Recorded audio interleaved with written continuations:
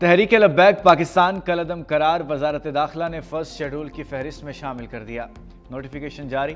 انسداد دہشت گردی ایکٹ کے تحت کالعدم قرار جماعت کی ہر قسم کی سرگرمیوں پر پابندی ہوگی۔ ٹی ایل پی کے خلاف ریفرنس دائر کرنے کی تیاریاں شروع۔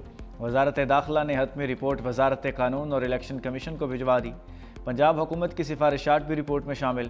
وزارت قانون اٹارنی جنرل اور الیکشن کمیشن سے مشاورت کے بعد ریفرنس تیار کر کے سپریم کورٹ میں جمع کرائے گی۔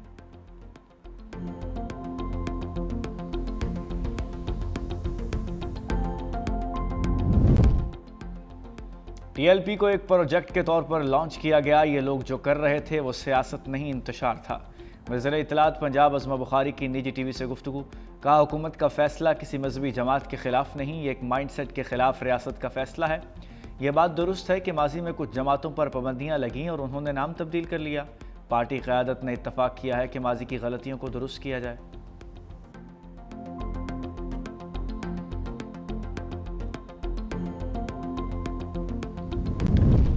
پنجاب سے اسلحہ اور سمگلنگ کلچر کے خاتمے کا فیصلہ۔ صوبائی حکومت نے غیر قانونی اسلحہ جمع کرنے کے لیے 15 روز کی مہلت دے دی۔ صرف پولیس اہلکار اور رجسٹرڈ سیکیورٹی گارڈز کو اسلحہ رکھنے کی اجازت ہوگی۔ وزیر اعلیٰ مریم نواز کی زیر صدارت امن و امان سے متعلق اجلاس میں اہم فیصلے۔ پنجاب کے 14 اہم داخلی اور خارجی مقامات پر جدید اسلحہ سکینرز نصب کیے جائیں گے۔ 10 لاکھ لائسنس یافتہ اسلحے کی ازسر نو جانچ پڑتال اور سخت سکروٹنی ہوگی۔ Punjab surrender of illegal arms act 2025 متعارف کرایا جائے گا۔ اسلحہ سمگلنگ کی سزا 14 سال قید ہوگی۔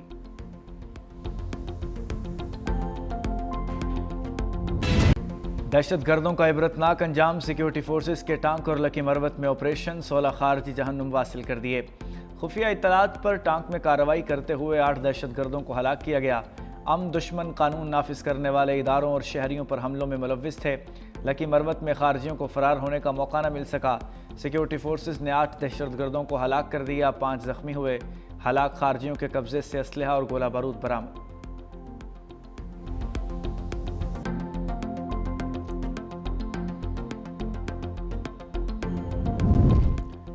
ہنگو میں دشمنوں کی بزدلانہ کارروائی۔ چیک پوسٹ پر دھماکے میں ایس پی سمیت 3 اہلکار شہید۔ ذرائع کے مطابق نامعلوم افراد نے ہنگو چیک پوسٹ کو دھماکہ خیز مواد سے اڑایا۔ اطلاع ملنے پر ایس پی آپریشنز اسد زبیر موقع پر پہنچے تو دوسرا دھماکہ ہو گیا۔ وزیر اعلیٰ خیبر پختونخوا نے آئی جی پولیس سے رپورٹ طلب کر لی۔ صدر مملکت اور وزیر اعظم کے حملے کی مذمت۔ وزیر داخلہ محسن نقوی نے کہا شہداء کی قربانیاں رائے گاہ نہیں جائیں گی۔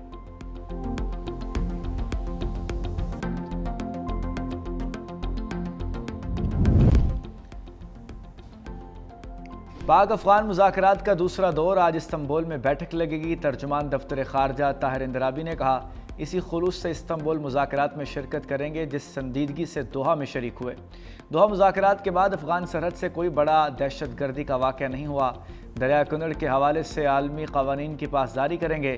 سلامتی صورتحال کے باعث افغان سرحدی راہداریاں بند رہیں گی۔ اشیاء کی آمد و رفت اور تجارت سے زیادہ اہم ایک عام پاکستانی کی جان ہے۔ بھارت کا افغانستان میں سفارت خانہ کھولنا 2 ممالک کے اندرونی معاملہ ہے۔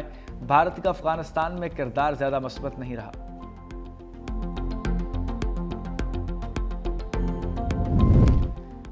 پاک افغان کشیدگی۔ دونوں ممالک کی سرحدیں 13ویں روز بھی بند رہیں۔ چمن اور تورخم بارڈر پر ہر قسم کی تجارت اور پیدل آمد و رفت معطل۔ تورخم پر 23 گاڑیاں کلیئرنس کی منتظر۔ ایف بی آر حکام کے مطابق سرحد بند ہونے سے برآمدی سامان والی 255 گاڑیاں تورخم ٹرمینل پر موجود ہیں۔ تقریباً 200 گاڑیاں جمرود لنڈی کوتل روڈ پر پھنسی ہوئی ہیں۔ چمن بارڈر پر 15 اکتوبر سے کسٹمز کلیئرنس آپریشن معطل۔ 28 گاڑیاں پروسیسنگ کی منتظر ہیں۔ سرحد کھلنے پر کلیئرنس فوری بحال ہو جائے گی۔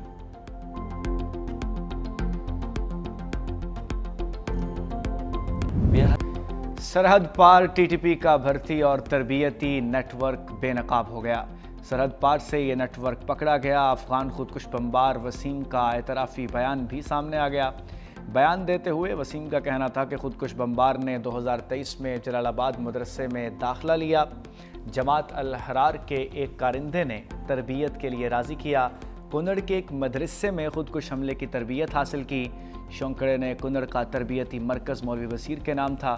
مولوی بصیر ٹی ٹی پی کمانڈر ولی خراسانی کا بھائی ہے۔ پاکستان کے خلاف افغان طالبان رجیم کا مذموم پروپیگنڈا بے نقاب ہو چکا۔ وزارت اطلاعات و نشریات نے جھوٹے پروپیگنڈے کا پردہ چاک کر دیا۔ بھارت اور افغان طالبان سے جڑے سوشل میڈیا اکاؤنٹس پاکستان کے خلاف پروپیگنڈے میں مصروف ہیں۔ چمن اجتماع کی پرانی ویڈیوز نشر کی جا رہی ہیں۔ سوشل میڈیا پر پھیلائے جانے والی ویڈیوز دسمبر 2022 میں چمن اجتماع کی ہیں۔ جھوٹا بیانیہ، من گھڑت خبریں پھیلائی جا رہی ہیں۔ بھارت پاکستان دشمن سازشوں میں افغان پروپیگنڈا مشین کا بڑا سہولت کار ہے۔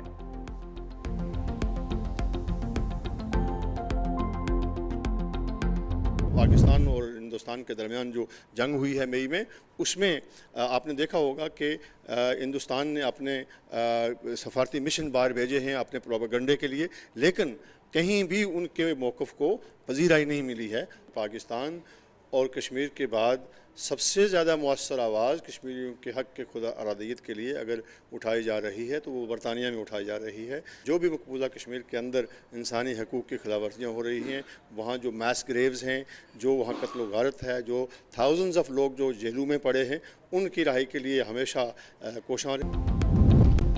پاکستان اور قطر کا دو طرفہ اقتصادی تعاون بڑھانے پر اتفاق۔ وزیر اعظم شہباز شریف سے قطر کے وزیر تجارت و صنعت شیخ فیصل بن ثانی کی ملاقات۔ وزیر اعظم کا توانائی، زراعت، آئی ٹی، سیاحت اور بنیادی ڈھانچے میں سرمایہ کاری کے مواقعوں پر زور۔ قطری سرمایہ کاروں کو SIFC فریم ورک کے تحت شراکت کی دعوت دی گئی۔ شیخ فیصل کا اقتصادی تعلقات مزید مضبوط بنانے کے قطر کے عزم کا اعادہ۔ دونوں رہنماؤں نے مشترکہ وزارتی کمیشن کے اجلاس کو تعاون کے فروغ میں اہم سنگ میل قرار دینے پر اتفاق کیا۔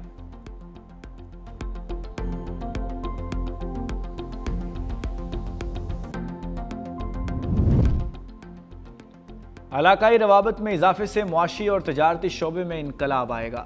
تجارت، معیشت اور توانائی میں تعاون سے نئے دور کا آغاز ہوگا۔ وزیر اعظم شہباز شریف کا ریجنل ٹرانسپورٹ کانفرنس سے خطاب۔ کہا، پاکستان اقتصادی راہداری منصوبے کے دوسرے مرحلے میں داخل ہو رہا ہے۔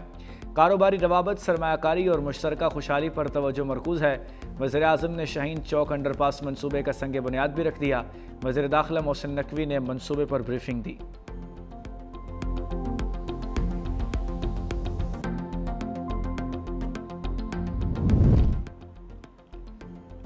صدر مملکت آصف علی زرداری سے پولینڈ کے نائب وزیر اعظم اور وزیر خارجہ کی ملاقات۔ تعلیم، دفاع اور عوامی تبادلے کے فروغ پر بھی تبادلہ خیال کیا گیا۔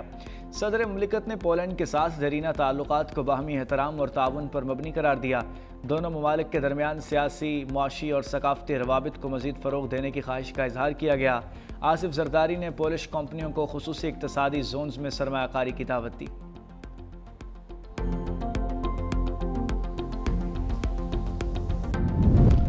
Chairman joint chiefs of staff committee general Sahir Shamshad Mirza کی صدر مالدیپ ڈاکٹر محمد معیز سے ملاقات۔ وزیر دفاع مالدیپ محمد غسان اور chief of defence force major general Ibrahim سے بھی ملے۔ عالمی علاقائی سلامتی کی صورتحال، دو طرفہ دفاعی تعاون پر تبادلہ خیال کیا گیا۔ ISPR کے مطابق پاکستان اور مالدیپ کے درمیان فوجی تعاون بڑھانے کے عزم کا اعادہ۔ مالدیپ قیادت نے پاک افواج کی پیشہ ورانہ صلاحیتوں، دہشت گردی کے خلاف قربانیوں کو سراہا۔ MNDF ہیڈ کوارٹرز آمد پر chairman joint chiefs of staff committee کو گارڈ آف آنر پیش کیا گیا۔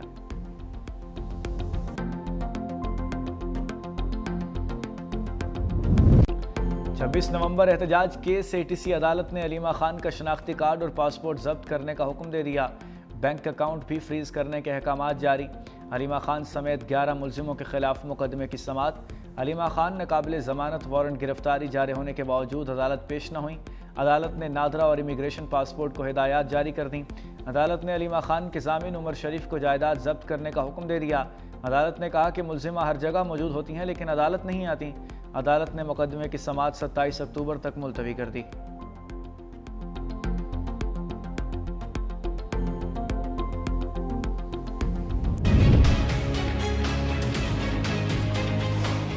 میرے خیال کے مطابق جمہوریت ہے اور سیاسی لوگوں کو سیاسی طریقے سے ڈیل کرنا چاہیے، اور اگر سہیل افریدی صاحب جا کے بانی PTI کو مل لیں گے تو کوئی آسمان نہیں گرے گا اور کوئی قیامت نہیں آئے گی۔ KP کے حقوق لینے کے لیے پولیٹیکل پروسیس میں شامل ہونا پڑے گا اور پولیٹیکل طریقے سے KP کے حقوق لینے پڑیں گے۔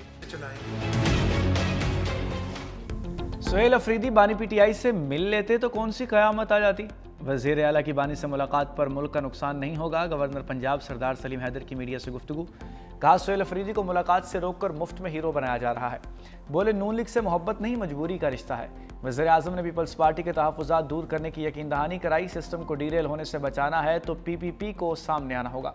गवर्नर खैबर पख्तूनख्वा फैसल करीम कुंडी ने कहा सियासत अपनी जगह लेकिन सूबे का मुकदमा हर फॉरम पर लड़ूंगा। खैबर पख्तूनख्वा में 80% दहशतगर्दी अफगानिस्तान से हो रही है।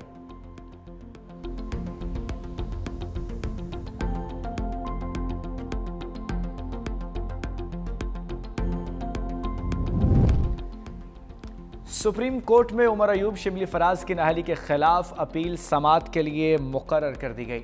जस्टिस अमीनुद्दीन खान की सरबराही में 5 रुकनी बेंच 27 अक्टूबर को समाअत करेगा। जस्टिस जमाल मंदोखेल, जस्टिस मोहम्मद अली मजहर, justice Hasan Azhar Rizvi, justice Shakeel Ahmad bench में शामिल। उमर अयूब और शिबली फराज ने 9 मई मुकदमात में सजा के बाद नाअहली को चैलेंज कर रखा है।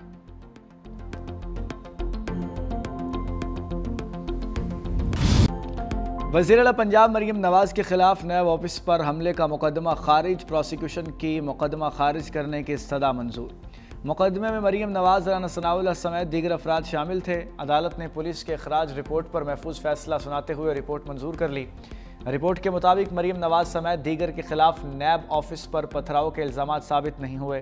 पुलिस ने मुलजिमों के खिलाफ 2020 में थाना चौंग में मुकदमा दर्ज किया था।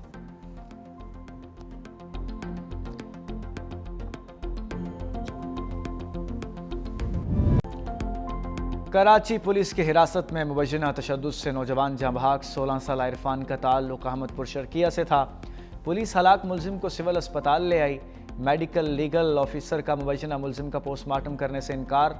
बुरसा के मुताबिक नौजवान पहली बार दोस्तों के साथ कराची आया था। पुलिस ने आयशा मंजिल से शक की बिना पर हिरासत में लिया। इरफान SIU पुलिस के तशद्दुद से हलाक हुआ।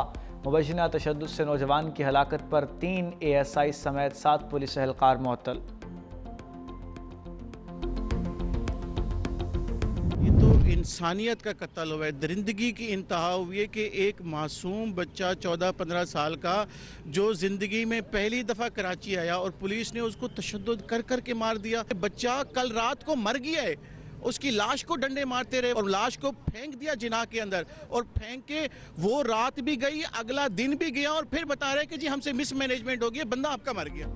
पुलिस हिरासत में जाँ बहक नौजवान के लवाहिकीन का वज़ीर आला सिंध और IG से इंसाफ का मुतालबा। कहा इरफान और उसके दोस्तों को बहुत तलाश किया, सुबह से मोबाइल भी बंद थे। जुमेरात की शाम को इरफान के चचा को फ़ोन करके SIU के दफ्तर बुलाकर इरफान की मौत के बारे में बताया गया।